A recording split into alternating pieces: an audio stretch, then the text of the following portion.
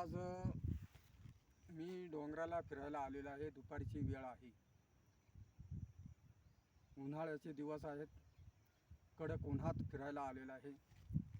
घामानं अगदी कपडे ओलेशिंब झालेले आहेत.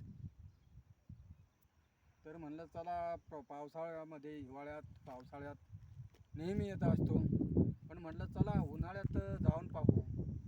उन्हाळ्यातील आणि पावसाळ्यातील किती मोठा बदल आहे हे अनुभव घेतलाच पाहिजे. हे पहा डोंगरामध्ये, हे पहा डोंगर आहे. झाडं वगैरे पानं वाळलेले आहेत. पिकून पानं पिवळे पडून ते खाली पडलेले आहेत. बारीक गवत वाळलेलं आहे. अशा पद्धतीचं रान झालेलं आहे. पावसाळा लांबणीवर गेल्यामुळं फार बिकट अवस्था आहे. मोठाले झाडं त्यांना आहे थोडीशी पारवी, पण ते म्हणावं तशी ताजेतवाने दिसत नाही. पावसाअभावी फार बिकट प्रसंग यंदा आलेला आहे. पावसामुळं कसं रान हिरवं झालेलं असतं, जरा फिरायला सुद्धा मजा येत आहे. पण उन्हाळ्यात अगदी कसं एकदम सुन्न झालेलं वाटतं. पहा इकडून सगळीकडं दिसत आहे. हे पहा सगळं रान पूर्ण एकदम ओसाड असल्यासारखं वाटतं.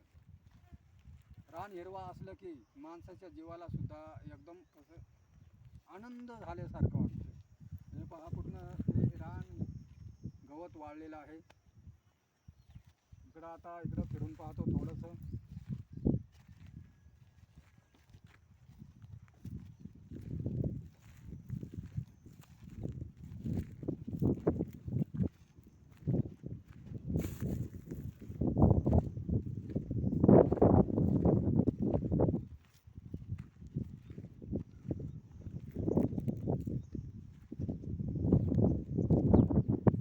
मित्रांनो, इथं एक निवडुंगाचं झाड आहे.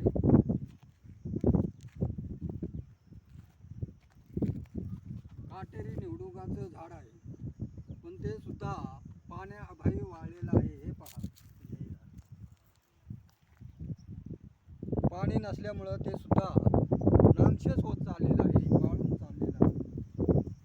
पाणी जर पृथ्वीवर नसलं तर झाडं झुडपं, मानव प्राणी जगू शकत नाही. तर पाणी हा जीवनातील फार मोठा घटक